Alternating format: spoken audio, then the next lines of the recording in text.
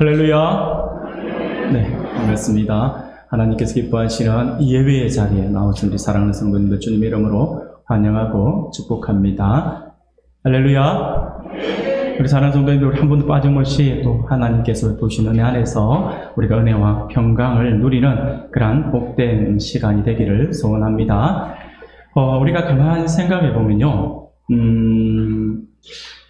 우리가 늘 예배의 자리에, 지금인지 이렇게 예배의 자리에 나온 우리 모두가, 제가 좀 시작하면서 하나님의 은혜를 모두가 받기를 원합니다 라고 이렇게 서로 이제 제가 인사하면서 시작을 하는데, 우리가 말씀을 가만히 우리가 또 우리 상황들이라든지 우리 신앙의 모습들을 우리가 가만히 묵상하고 있으면요, 이게 제가 그런 인사를 하고 있지만 사실 이 예배의 자리에 나온 우리 모두가 이미 하나님의 은혜를 받고 있는 존재들이다라고 하는 사실들이 문득 생각이 들어지더라고요. 가만히 생각해 보니까 정말 그런 것 같아요. 왜 그럴까요? 보면요, 여러분, 우리는 이미 하나님의 은혜로 우리는 이미 하나님을 믿는 존재잖아요. 은혜로 하나님을 믿는 존재이고, 그리고 은혜로 우리는 하나님을 만났고요. 은혜로 예수님을 믿고 있으며, 은혜로 우리는 구원을 받았죠. 그리고 은혜로 천국 백성이 되었다라고 하는 것이죠. 뿐만 아니라 은혜로 교회에 나오게 되었고요. 은혜로 하나님을 지금 현재 섬기고 있으며, 은혜로 영광스러운 하나님 앞에 지금도 이렇게 예배를 드리고 있다라고 하는 것이죠. 이것만 따져봐도 지금 제가 몇 가지만 읊어도 우리는 이미 은혜를 흠뻑 받고 있는 존재들이다라고 하는 것을 우리가 잘 알 수 있습니다. 사랑하는 여러분, 이 사실을 부인할 사람은 아마 예수를 믿지 않는다면 몰라도 예수를 믿는 사람들이라고 한다면 이 사실을 부인할 수는 없을 것입니다. 그렇습니다. 사랑하는 성도 여러분, 우리는 삶의 모든 현장에서 하나님의 은혜를 경험하고 살아가는 그러한 존재들이라고 할 수 있습니다. 그런데 사실 하나님의 풍성한 은혜는요, 끊임없이 우리 안에 부어지고 있어요. 하나님의 은혜는요, 한 번으로 끝나는 것이 아니라 끊임없이 우리들에게 하나님의 은혜가 부어지고 있음에도 불구하고 안타깝게도 우리는 그 은혜를 지속하지 못하고 잊어버린 채 살아갈 때가 너무 많이 있다라고 하는 것이죠. 은혜가 넘쳐날 때는 하나님이 온전히 느껴지고요, 모든 삶 가운데서 하나님이 함께 하신다라고 하는 사실이 믿어집니다. 그리고 많은 사람을 대할 때 그냥 은혜가 넘치는 그러한 표정을 지으면서 항상 웃으며 밝게 대하는 그러한 모습을 보게 됩니다. 그러나 어떤 날은 하나님의 은혜가 전혀 없는 것 같은 그러한 하루의 삶을 살아갈 때도 있습니다. 아니, 오히려 어떨 때는요, 하나님이 느껴지지 않을 때도 있다라고 하는 것이죠. 이처럼 하나님의 은혜가 느껴지고 하나님 체험될 때와 그렇지 못할 때의 우리의 모습은요, 어떻게 보면 천지 차이라고 할 수가 있을 것입니다. 은혜가 넘쳐날 때는 그 무엇도 두렵지 않죠. 힘든 현실 속에서도 하나님이 함께 하셔서 나를 인도해 주실 거라고 하는 그 믿음 때문에 우리는 웃을 수 있게 된다라고 하는 것이죠.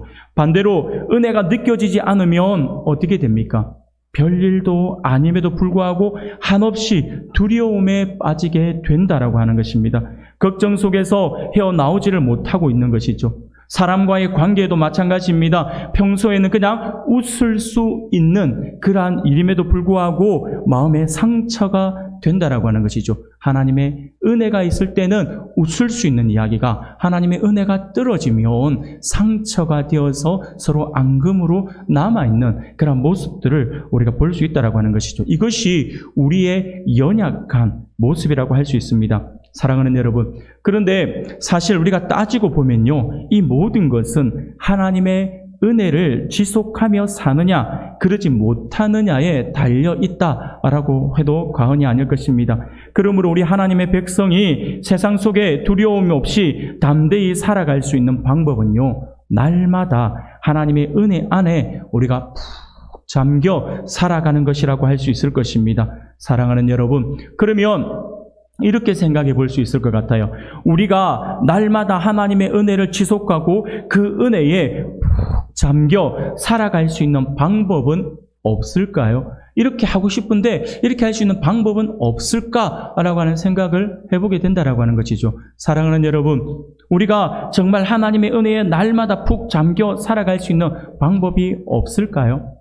왜 없겠습니까? 하나님은요, 문제를 주시면 반드시 피할 길도 주시잖아요. 하나님께서는요, 반드시 우리에게 그 방법을 주십니다. 오늘 본문이 우리에게 그걸 증거해주고 있는 거예요. 오늘 본문의 말씀은요, 우리에게 그 방법을 제시해주고 있다고 할 수 있습니다.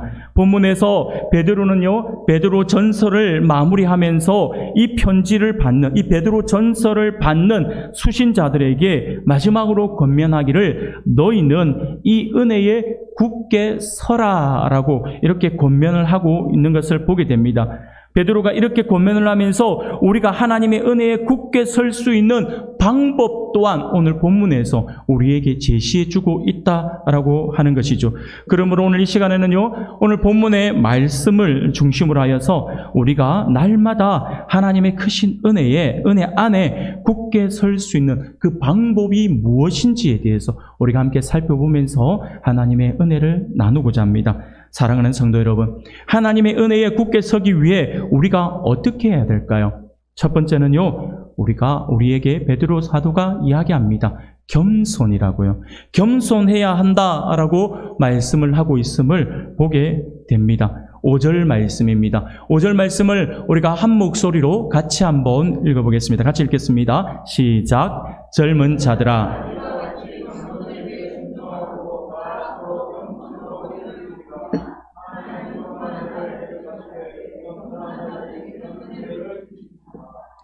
아멘. 젊은 자들아 라고 이렇게 이야기를 하면 시작합니다. 여기서 사랑하는 여러분, 젊은 자들아 라고 베드로가 이야기를 하고 있는데 이 젊은 자들아 라고 했을 때 이 사람들은 누구를 가리키고 있는 것일까요? 나이가 어린 젊은 청년들을 이야기하고 있는 것일까요?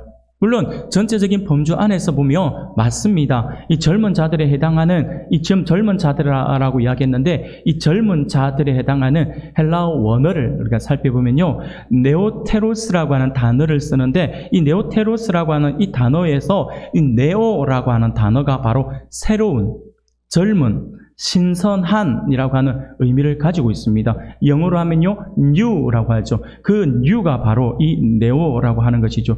그러므로 나이가 젊은 사람을 지칭한다라고 분명히 할 수가 있습니다. 그러나 이것은 신앙적으로 해석하면 또 말이 좀 달라져요. 신앙적으로 해석하면요, 신앙의 연륜이 짧은 새신자를 의미한다라고 할 수가 있다라고 하는 것입니다. 그래서 우리가 정확하게 지금 이 5절에서 젊은 자들아라고 이렇게 이야기했을 때 명확하게 이 젊은 자들이 누구인지를 우리가 설명하기가 좀 쉽지는 않을 것 같다라는 생각이 들어집니다. 그러나 그럼에도 불구하고 우리가 이 젊은 자들아라고 이야기했을 때 이 대상이 누구를 지금 말하고 있는지를 명확하게 누구다라고 말은 할 수는 없겠지만 우리가 그 대상을 전혀 알 수 없는 것은 또 아니에요. 우리에게 오늘 본문에서 그 힌트를 주고 있기 때문이죠.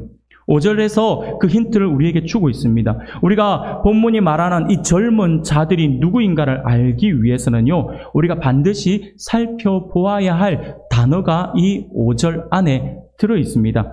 그 단어는요, 다름이 아니라 이와 같이라고 하는 단어예요. 이와 같이. 5절 상반절 말씀을 보니 젊은 자들아 이와 같이 장로들에게 순종하고 라고 말씀을 하고 있습니다.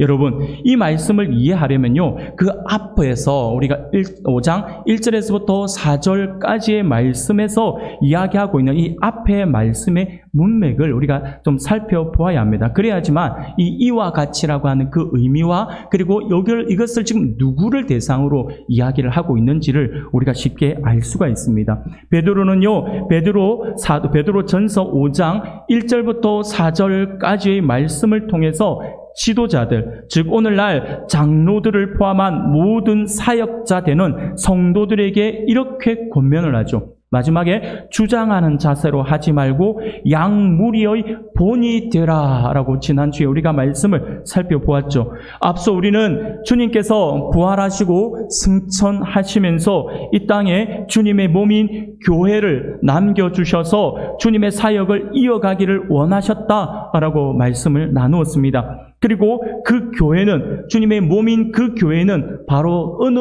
누구도 아닌 우리들이다라고 그렇게 말씀을 나누었죠. 그래서 우리들 모든 성도들이 곧 주님의 사명을 받은, 우리 주님께서 이 땅에서 주님의 몸된 교회를 남겨두시면서 이 땅에 주님께서 행하셨던, 이 땅에 계시면서 하셨던 그 지상 3대 사역을 맡겨주셨다라고 했죠. 그래서 이제는 주님의 몸인 우리가 우리 주님의 사명을 맡은 자들이다 라고 말씀을 살펴보았죠. 그래서 이제 우리가 사역자라고 하는 것이죠. 사역자는요, 특정한 사람 몇몇이 아니라 모든 성도가 사역 가운데 임해야 될 사역자들이라고 하는 것. 우리 모두에게 우리 주님이 지상 사명을 주셨다라고 하는 것이죠. 그것을 우리가 분명히 기억해야 합니다. 그래서 이제 우리가 사역자로서 우리 주님 다시 오시는 그날 시들지 아니하는 영광의 관을 얻기 위해 어떻게 사역에 임해야 할 것인지에 대해서 우리가 지난주와 그 앞주에 걸쳐서 2주 동안 그 사역해야 될 사역자로서의 자세에 대해서 우리가 말씀을 살펴보았던 것입니다. 그 가운데 하나로 베드로는요, 다스리는 자들에게 권면하기를 주장하는 자세가 아니라 본이 되라 라고 말씀을 했었죠. 그렇게 지도자들에게 권면한 뒤 베드로는 이제 지도자들의 반대편에 서 있는 사람들에게 권면을 하는 것이죠. 쉽게 말씀을 드리며, 지금 이렇게 무리를 나누어 놓고 나서 지도자들을 향하여서 모든 성도들, 그들이 그 범주 안에 들어갈 것인데 그들에게 향하여서 너희들이 주장하는 자세로 하지 말고 본이 되는 모습을 갖추어야 합니다 라고 이야기하고 나서 이제 가르침을 받는 사람들에게 돌아서서 이와 같이라고 하면서 표현을 하고 있다라고 하는 것이죠. 사랑하는 여러분, 그렇게 지도자들에게 권면하고 난 뒤 우리가 나머지 사람들의 반대편에 있는 사람들에게 권면하는 그 모습을 우리가 연상해 보면요, 베드로가 지금 오늘 공고하는 대상으로서 이 젊은 자들이 누구인지를 우리가 쉽게 알 수 있다라고 하는 것이죠. 바로 이 젊은 자들은요, 연령과 상관이 없는 대상입니다. 연령과 상관없이 지도자들의 가르침을 받는 모든 사람들을 일컫는 표현이다라고 그렇게 할 수가 있다라고 하는 것입니다. 그러므로 만일 우리가 누군가의 지도를 받고 있다면 나이가 아무리 많아도 젊은 자들에 해당한다라고 하는 것을 기억해야 한다라고 하는 것이죠. 사랑하는 성도 여러분, 우리 모두가 다 포함이 된다. 우리 모두가 사역자이면서 동시에 우리가 가르침을 받는, 교육을 받고 훈련을 받는 대상이기 때문에 우리들이 사역자임과 동시에 가르침을 받는 영적 젊은 자들에 해당한다라고 하는 것이죠. 그래서 오늘 5절에서 젊은 자들아 라고 이야기를 했을 때 우리 모두가 여기에 귀담아 들어야 한다라고 하는 것입니다. 그러므로 본문에서 베드로는 가르침을 받는 모든 사람에게 자신을 가르치는 자의 말을 경청하라라고 그렇게 조언을 하고 있는 것입니다. 그들의 연륜과 경험을 무시하지 말고 그 믿음과 신앙을 존중하면서 본받으라 라고 말을 하고 있는 것이죠. 이 모든 것이 장로들, 곧 앞선 리더에게 순종하라라고 하는 그 한 문장에 함축되어 있다라고 하는 것입니다. 사랑하는 여러분, 중요한 것은요, 성경이 장로들, 곧 리더들에게 순종하는 태도를 하나님을 향한 겸손과 연관시키고 있다라고 하는 부분에 우리가 주목해야 합니다. 다시 말해서 오늘 본문은요, 사람에 대한 순종을 하나님에 대한 겸손, 우리 삶의 태도와 굉장히 연관시키고 있다라고 하는 것이죠. 그래서 베드로는 이렇게 권면하고 있는 거예요. 5절, 6절에서요. 젊은 자들아, 이와 같이 장로들에게 순종하고 다 서로 겸손으로 허리를 동이라. 하나님은 교만한 자들을 대적하시되 겸손한 자들에게는 은혜를 주시느니라. 그러므로 하나님의 능하신 손 아래에서 겸손하라. 때가 되면 너희를 높이시리라. 아멘. 사랑하는 성도 여러분, 구약 성경에서 보면요, 하나님의 손이라고 하는 표현이 나오잖아요. 오늘 본문에도 하나님의 능하신 손 아래라고 이야기했잖아요. 이렇게 이야기했는데 이것이 무엇을 의미하는가라고 생각해 봐야겠죠. 구약 성경에서, 구약에서 하나님의 손이라고 할 때 이 하나님의 손은요, 주로 두 가지의 의미로 묘사되고 있는 것을 보게 됩니다. 그래서 두 가지의 의미로 하나님의 손이 쓰임을 이렇게 표현이 되고 있는데, 하나는 무엇이냐면 구원을 표현할 때 하나님의 손이라고 표현을 하고 있어요. 그리고 또 다른 하나는 무엇이냐면 이 구원과 어떻게 보면 완전히 반대 개념으로 다가오는데, 우리를 올바른 길로 인도하시는 징계의 의미를 쓸 때 하나님의 손이라고 하는 표현을 씁니다. 물론 이게 징계의 목적이 바르게 하는 것이잖아요. 구원하는 것이 길로 인도하는 거잖아요. 그래서 전체적인 범주에 볼 때는 우리가 같은 개념으로 볼 수가 있다라고 하는 것이죠. 그러나 우리가 문자적으로 볼 때는 이 하나님의 손은요, 구원을 표현할 때, 그래서 구원받는 하나님께서 살려주셨다, 구원해 주셨다 할 때 하나님의 손이 도우셨다, 이런 표현을 하는 것이죠. 그리고 우리가 바른 길을 가지 못할 때 징계하시잖아요. 하나님의 손이 나를 치셨다, 막 이렇게 표현을 하잖아요. 이렇게 징계라고 하는 의미로 쓰여진다라고 하는 것이죠. 그러므로 우리가 종합해 보면요, 하나님의 손 아래에서 자신을 낮추고 겸손하게 한다라고 하는 말은요, 그분이 주시는 것은 무엇이든지 다 감사함으로 받아들인다라고 하는 뜻이죠. 그분이 우리를 평탄한 길로 인도하실 때나 험난한 협곡으로 인도하실 때에도 불평하지 않고 그분의 손길을 겸손히 받아들인다라고 하는 것이죠. 모든 것이 은혜로울 때만 하나님이 손이 나를 도와주셨다가 아니라, 내가 힘들고 고난 가운데 있다 하더라도 하나님의 손이 나와 함께 하신다라고 하는 개념으로 우리가 받아들여야 한다라고 하는 것입니다. 사랑하는 여러분, 이러한 태도는요, 환경만을 이야기하고 있는 것이 아닙니다. 환경뿐만 아니라 우리 주위에 허락하신 사람들에게도 마찬가지입니다. 곧 하나님이 권위자로 주신 사람들에게도 동일하게 적용을 해야 한다라고 하는 것이죠. 하나님께서 세워주신 리더와 견해가 맞든 맞지 않든 간에 하나님을 신뢰하기 때문에 모든 것을 감사함으로 받아들이고 순응해야 한다라고 하는 것이죠. 성경에서 이렇게 살았던 사람이 있죠. 대표적인 사람을 들어본다면 그는 다윗일 겁니다. 다윗이 바로 그랬다라고 하는 것이죠. 어쨌든 자기하고 안 맞지만 그럼에도 불구하고 철저하게 그 하나님의 손길을 신뢰하는 그러한 삶을 살면서 오히려 감사했던 사람이 다윗입니다. 다윗을 한번 생각해 볼까요? 다윗은요, 어느 날 갑자기 이스라엘의 다음 왕으로 세워질 것이다라고 하면서 기름 부음을 받았어요. 그리고 그 기름 부음을 받고 나서 어떻게 됩니까? 기름 부음을 받았다라고 하는 그 이유 하나만으로 이 다윗은 평탄한 길을 간 것이 아니라 그때부터 험난한 삶을 살아가기 시작합니다. 자그마치 10년보다 훨씬 넘는 15년 가까운 그러한 세월을 사울에게 쫓겨 다니면서 생활을 해야 했다라고 하는 것이죠. 그는 제대로 발 뻗고 잠잘 자리도 없었고요. 늘 사울에 잡힐까 전전긍긍하면서 숨어 다녔다라고 하는 것이죠. 또한 목숨을 잃을 뻔한 위기도 수없이 만났고요. 사실 다윗의 입장에서 생각해 보면 얼마나 억울했겠어요? 얼마나 억울했겠습니까? 자신이 원했던 삶이 아니잖아요. 내가 처음부터 내가 이 나라의 왕이 되어야겠다 하면서 기도하면서 하나님 저를 왕으로 세워주세요 했던 다윗이 아닙니다. 전혀 상상도 할 수 없었죠.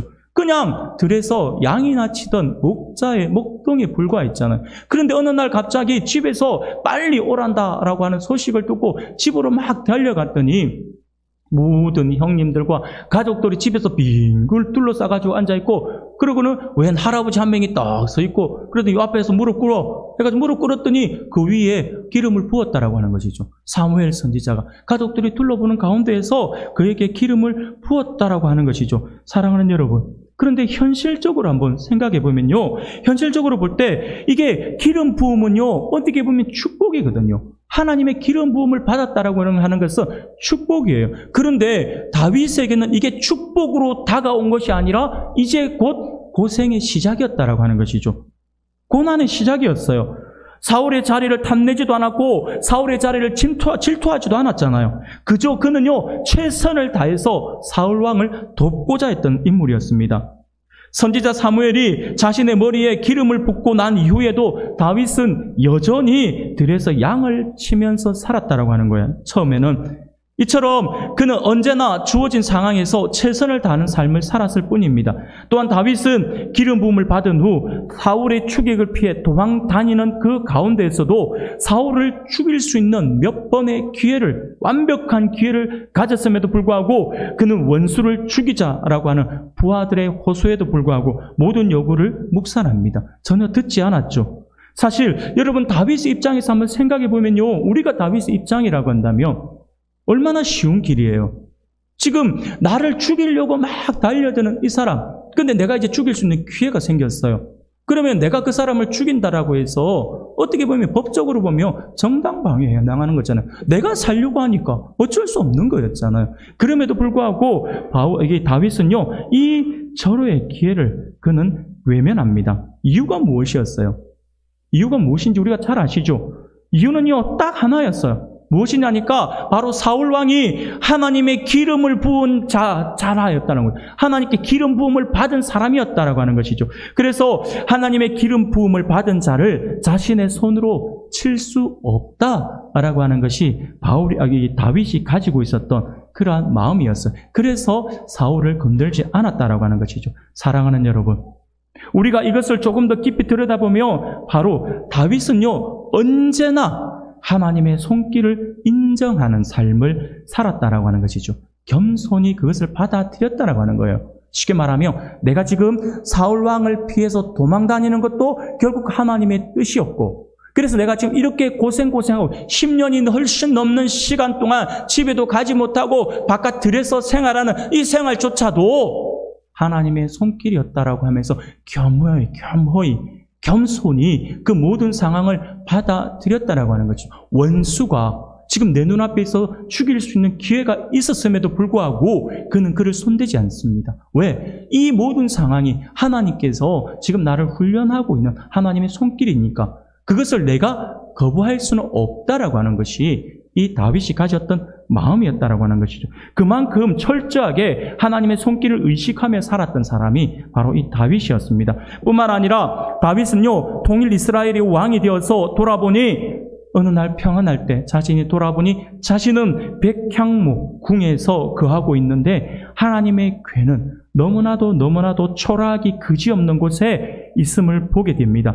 그것이 깨달아져요. 그러면서 그는 하나님의 전을 건축하고자 합니다. 너무 부끄럽다라고 하는 것이죠. 나는 이렇게 좋은 집에서 살고 있는데 하나님의 전이, 하나님의 궤가 이렇게 초라한 모습으로 있구나 하니까 이게 너무 부끄러운 거예요. 그래서 내가 하나님의 전을 건축해야겠다라고 하는 마음을 가지고 나단 선지자에게 그 마음을 피력합니다. 내가 하나님의 전을 건축하겠다라고 하는 것이죠. 하나님께서 이 다윗의 마음을 보시고 너무나도 하나님께서 흡족해 하셨어요. 너무나도 하나님께서 기뻐하셨어요. 그래서 하나님께서 다윗과 언약을 맺어주십니다. 다윗이 가는 길에 평강과 영광이 있을 것이고 늘 승리가 있을 것이며 다윗의 후손들에게는 계속해서 왕권을 허락하시겠다라고 하는 다윗 언약을 하나님께서 다윗과 맺어주신다라고 하는 거예요. 이 이야기를 나단 선지자가 듣고 다윗 왕에게 찾아옵니다. 물론 하나님께서 다윗의 그 귀한 마음을 보시고는 그러나 다윗 네 대가 아니라 네 후손을 통하여서 저는 건축되어질 것이다라고 말씀을 하시죠. 그러면서 하나님께서 다윗 당신에게 왕에게 이러한 말로 하나님께서 언약을 맺어 주셨습니다라고 했을 때 다윗이 했던 고백이 어떤 고백인 줄 아세요? 사무엘하 7장 18절에 보면 이렇게 고백합니다. 다윗 왕이 여호와 앞에 들어가 앉아서 이르되 주 여호와여 나는 누구이오며 내 집은 무엇이기에 나를 여기까지 이르게 하셨나이까? 라고 고백합니다. 쉽게 말씀을 드리며 무엇이냐니까 너무나도 큰 은혜인 거죠. 하나님께서 이 다윗 언약을 맺어주시니까 다윗이 감격한 거예요. 그러면서 하는 이야기가 하나님 도대체 내가 누구입니까? 이게 말이 무슨 말이냐면 나같이 비천한 사람, 나같이 아무짝에도 쓸모없는 존재, 우리 집같이 초라한 집에 하나님께서 이런 은혜를 베풀어 주십니까? 하나님, 제가 몸둘 바를 모르겠어요. 하나님 너무 이 감사의 표현인데 자기가 너무 초라하다. 하나님, 내가 하나님의 이 은혜를 과연 받아도 되는 겁니까? 라고 할 정도로 자신을 철저하게 낮추고 있는 모습을 볼 수 있다라고 하는 것이죠. 다윗이 이렇게 겸손했다라고 하는 거예요. 사랑하는 성도 여러분, 귀한 하나님의 은혜에 우리가 굳게 서기를 원하십니까? 그 은혜 안에 평생을 살아가기를 원하십니까? 그렇다면 오늘 말씀을 기억할 수 있기를 바랍니다. 삶을 이끄시는 하나님의 손길을 인정하는 삶을 살아갈 수 있기를 바랍니다. 그리고 그 능하신 손 아래에 자신을 낮추고 겸손할 수 있기를 바랍니다. 그러면 하나님의 은혜 안에 우리가 굳게 설 수 있을 것입니다. 여러분, 좋은 환경만이 아니라 어려운 환경에서도 동일하게 역사하시는 하나님의 손길을 인정할 수 있어야 합니다. 이것은 결코 쉬운 일이 아니죠. 분명 어렵습니다. 그런데 하나님은 우리가 이해하기 힘든 그 상황에 자신을 낮추고 겸손할 수 있기를 원하고 계신다라고 하는 거예요. 하나님은요, 처음부터 끝까지 우리가 겸손한 마음을 가지기를 원하신다라고 하는 것입니다. 베드로는요, 이런 자들에게 아주 짧지만 아주 강한 약속을 합니다. 바로 때가 되면 너희를 높이시리라. 할렐루야. 하나님께서 우리가 낮아지고 우리가 겸손히 임할 때 하나님께서요, 그것을 외면하시는 것이 아니라 보고 계신다라고 하는 거예요. 그리고는 하나님의 때에 우리를 높여주신다라고 하는 사실. 사랑하는 여러분, 내가 발버둥 쳐서 내가 높아지는 것보다 하나님의 때에 하나님이 높여주시는 게 좋지 않을까요? 지금 베드로 사도가 우리에게 그것을 이야기하고 있습니다. 하나님의 때가 되면 우리를 높이신다라고 하는 것이죠. 하나님을 인정하고 우리의 인생에 역사하시는 하나님의 손길을 받아들이면 하나님의 때에 우리를 높여주실 것입니다. 그러므로 하나님의 풍성한 은혜 안에 우리가 굳게 거하기를 원한다면 하나님 앞에 평생 자신을 낮추고 겸손할 수 있는 우리 성도님들이 되시기를 소원합니다. 두 번째로, 하나님의 은혜 안에 우리가 굳게 서기 위해 우리가 어떻게 해야 될까요? 오늘 본문에서 베드로 사도는요, 모든 염려를 맡기는 삶을 살아야 한다라고 이야기를 합니다. 오늘날 많은 학자들은 현대의 삶을 파괴하는 가장 큰 원인으로서 무엇을 이야기하고 있냐면 불안과 염려를 이야기하고 있습니다. 사실 염려와 불안은 보편적인 것이잖아요. 모두가 가지고 있는 거예요.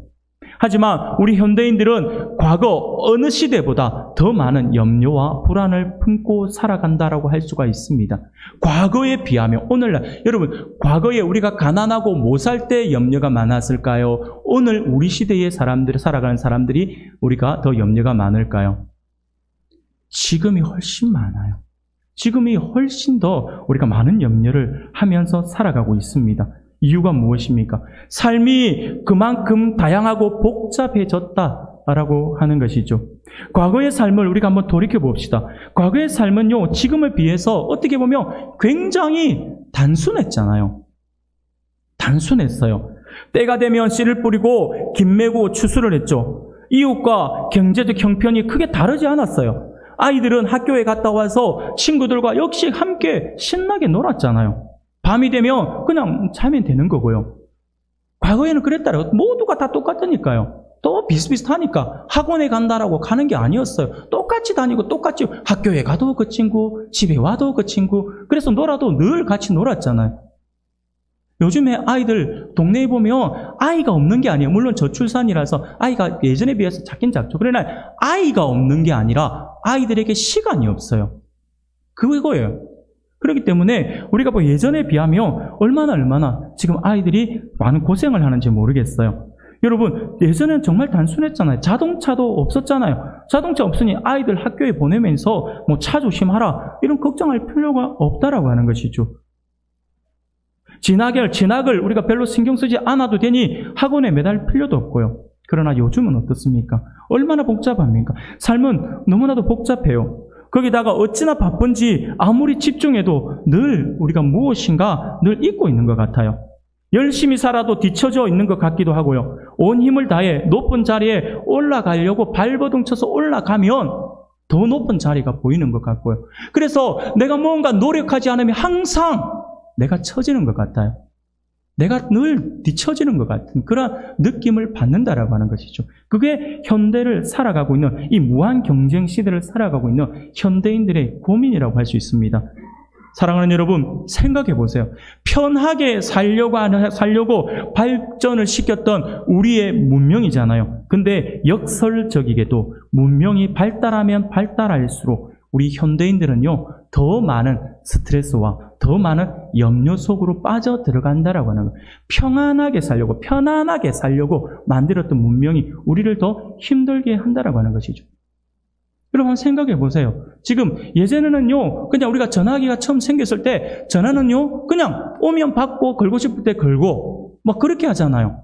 끝났어요. 그러다가 전화기 들고 다니는 전화기가 딱 생겨서 얼마나 감사했어요. 내 개인 전화를 들고, 옛날 개인 처음 폰 나왔을 때 어때요? 거는 것만 딱 하고 오면 받고 두가 얼마나 쉬웠어요.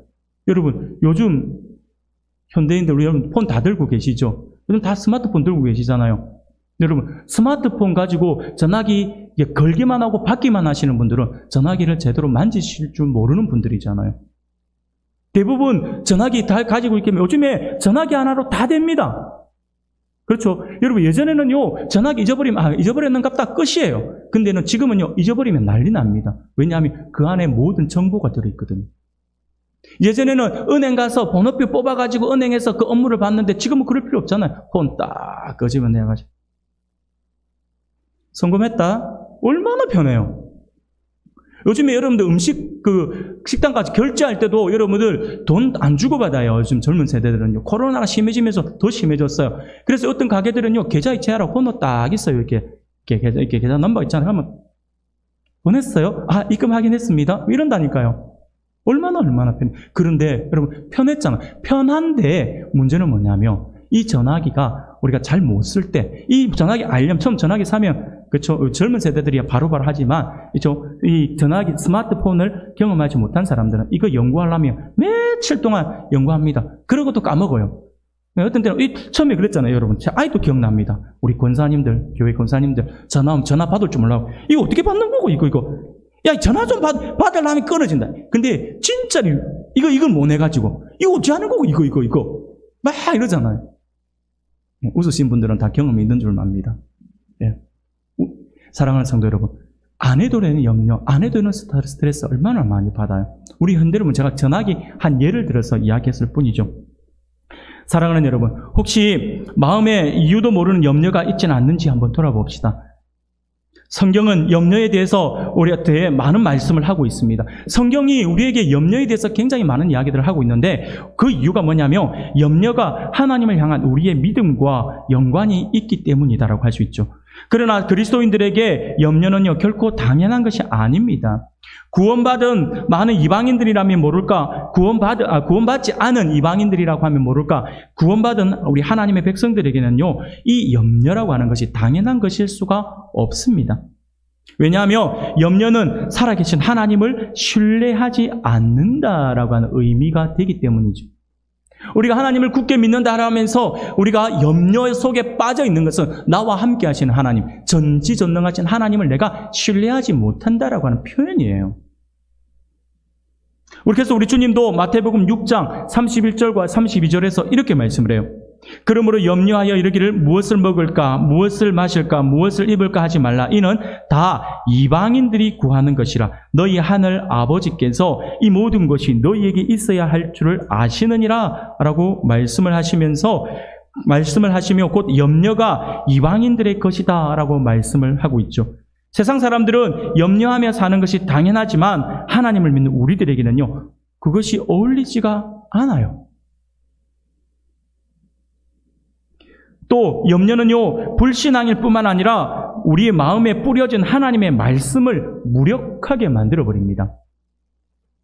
그래서 주님은 씨 뿌리는 비유를 말씀하신 뒤에 그 말씀을 제자들에게 해석해 주십니다. 마태복음 13장 22절에 보면 가시떨기에 뿌려졌다는 것은 말씀을 들으나 세상의 염려와 재물의 유혹에 말씀이 막혀 결실하지 못하는 자요라고 말씀을 하죠. 그렇습니다. 사랑하는 여러분, 이것이 염려의 위력이에요. 염려는요, 하나님을 신뢰하지 못하는 불신앙의 삶을 살게 할 뿐만 아니라 우리 마음에 뿌려진 하나님의 말씀을 무력하게 한다라고 하는 것입니다. 하나님은 이것을 너무나도 잘 알고 계셨기 때문에 지금 베드로 사도를 통하여서 이렇게 권면을 하고 있는 것이죠. 7절에 너희 염려를 다 주께 맡기라. 이는 그가 너희를 돌보심이라. 사랑하는 성도 여러분, 이 말씀은 간단하지만 반드시 우리 마음에 새겨야 되는 말씀입니다. 여기서 맡기라라고 하는 말은요, 완전히 의탁하라라고 하는 의미예요. 지금 내 안에 염려가 있습니까? 그렇다면 예수님은 이 염려에 대해서 분명히 우리에게 말씀해 주시지 않아요. 제자들에게 우리 주님께서 말씀해 주셔요. 제가 조금 더 이게 좀 부드럽게 표현을 해서 설명을 해드리면 예수님께서 제자들에게 이렇게 말씀을 하셨죠. 얘들아, 저 공중에 날아다니는 새들을 한번 봐라. 저 새들이 농사를 짓거나 창고를 짓지 않지만 하나님이 저들을 먹이시잖아. 들의 백합화를 한번 보고 들풀을 한번 봐. 저 꽃과 수풀이 수고와 길쌈으로 옷을 짜지 않지만 가장 화려하게 살았던 솔로몬의 삶이 저 백합화보다 못하잖아. 저 백합화와 들풀이 더 아름답잖아. 하나님이 공중에 나는 새와 들풀도 이렇게 입히시는데 하물며 너희를 외면하시겠느냐? 뭐 그리 걱정하느냐? 이 믿음이 적은 자들아. 우리 주님께서 이것은 제자들에게 한 말씀이 아니라 오늘 우리들에게 하고 있는 말씀이에요. 하나님을 믿는다 하면서 뭐 그리 염려하느냐라고 하는 거죠. 그러면서 믿음이 적은 자들이라고 말씀하죠. 사랑하는 여러분, 주님이 믿음이 적은 자들이라고 이렇게 말씀하신 부분에 우리가 주목해야 합니다. 구원받은 성도라고 한다면 주님이 우리를 돌보심을 믿어야 한다라고 하는 것이죠. 너희 염려를 다 주께 맡기라. 이는 그가 너희를 돌보심이라 라고 하는 이 말씀을 온전히 붙들고 마음의 모든 염려를 떠나보낼 수 있는 우리 모든 성도님들이 되시기를 소원합니다. 마지막으로 하나만 더 말씀을 드릴까요? 하나님의 은혜에 굳게 서기 위해 우리가 어떻게 해야 될까요? 그것을 뭐라고 이야기하냐면 깨어 근신하라 라고 말씀을 합니다. 만약 우리 가운데 누군가 사탄에 대해서 진지하게 생각하지 않는다면 그 사람은요, 아직도 성경의 가르침을 온전히 믿지 않는 사람이라고 할 수 있습니다. 사랑하는 여러분, 사탄은요, 없는 존재가 아니에요. 실제하는 존재예요. 성경에서 그것을 이야기하고 있기 때문이죠. 성경은요, 사탄을 인격적인 존재로 소개하죠. 사탄은요, 최초의 인류인 아담을 타락시켰고 그 이후 지금까지 믿는 자들을 유혹하면서 진리에서 멀어지게 하려고 안간힘을 쓰고 있다라고 하는 것입니다. 우리의 눈에 보이지 않지만 사실 우리에게 다가오는 대부분의 유혹이 바로 사탄에게서부터 온 것입니다. 베드로는 이 사실을 너무나도 잘 알고 있었기 때문에 이렇게 권면을 하고 있는 것이죠. 8절과 9절입니다. 우리가 같이 한번 읽어볼까요? 같이 읽겠습니다. 시작. 근신하라, 깨어라. 너희 대적 마귀가 우는 사자같이 두루다니며 삼킬 자를 찾나니 너희는 믿음을 굳게 하여 그를 대적하라. 아멘. 여기까지 보겠습니다. 이는 지극히 현실적인 이야기입니다. 우리가 이 권면을 심각하게 받아들여야 하는 이유가 무엇입니까? 사랑하는 여러분, 베드로는요, 지금 이 이야기가 그냥 막연하게 이야기하는 것이 아니라 본인이 경험을 했잖아요. 본인의 경험에 의해서 지금 이 이야기를 하고 있는 거예요.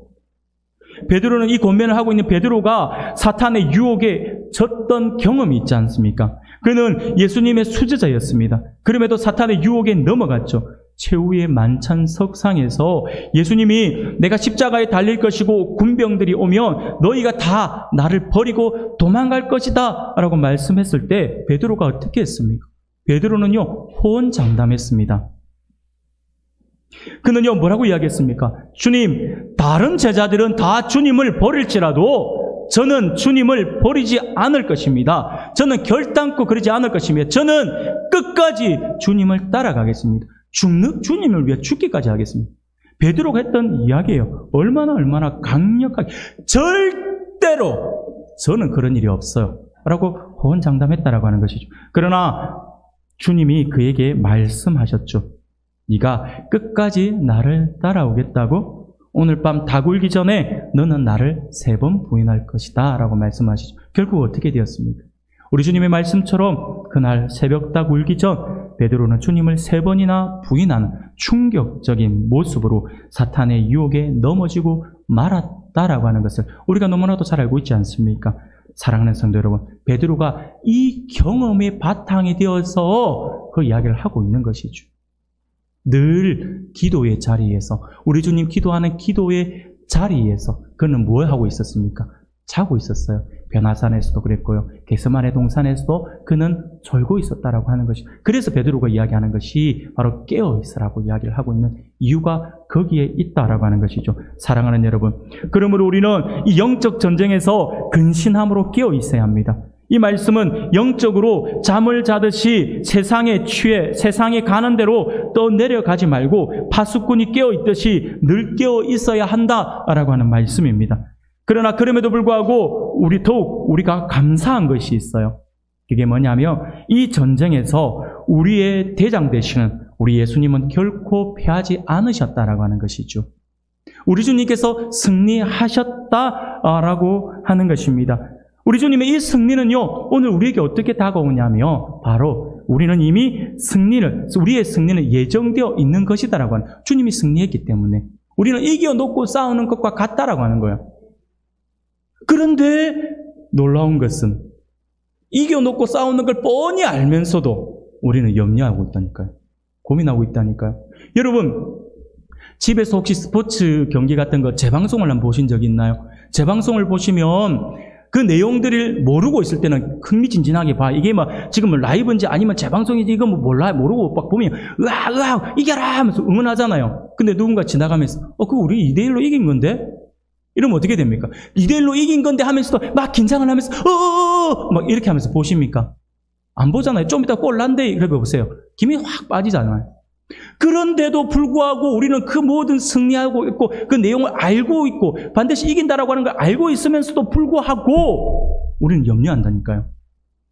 질까봐 염려한다니까요. 얼마나 모순입니까? 우리가 이겨놓고 하는 싸움을, 지금 영적 전쟁은 우리가 이겨놓고 하는 싸움이에요. 사랑하는 성도 여러분, 얼마나 감사합니까? 그래서 오늘 본문 마지막 부분에서 하나님은요, 베드로를 통해서 우리에게 너무나도 놀랍게 이런 선포를 하고 계세요. 10절입니다. 10절 우리가 같이 한번 읽어볼까요? 같이 읽겠습니다. 모든 은혜의 하나님 곧 그리스도 안에서 너희를 부르사 자기의 영원한 영광에 들어가게 하신 이가 잠깐 고난을 당한 너희를 친히 온전하게 하시며 굳건하게 하시며 강하게 하시며 터를 견고하게 하시리라. 할렐루야. 우리 하나님께서 우리에게 이 약속을 해주신 거예요. 반드시 이긴다라고 하는 것이죠. 하나님이 이렇게 행하실 것이라고 하는 것입니다. 우리는 이 하나님과 함께 살아가는 존재들입니다. 그렇기 때문에 우리는 더욱 깨어 사탄을 대적하고 하나님의 손을 붙잡기만 하면 된다라고 하는 것이죠. 사랑하는 성도 여러분, 아무쪼록 오늘 하나님께서 우리에게 주시는 말씀을 기억할 수 있기를 바랍니다. 그래서 우리의 삶을 통해 역사하시는 하나님의 손길을 겸손히 받아들이고 날마다 마음에 찾아오는 염려를 떨쳐버리며 모든 배후 위에 있는 사탄의 공격을 깨어 근신함으로 물리치면 반드시 승리하고 은혜 안에 굳게 서게 될 것이다 라고 하는 사실을 굳게 믿고 달려감으로 하나님을 더욱 기쁘시게 해드릴 수 있는 우리 모든 성도님들이 되시기를 주님의 이름으로 축원합니다.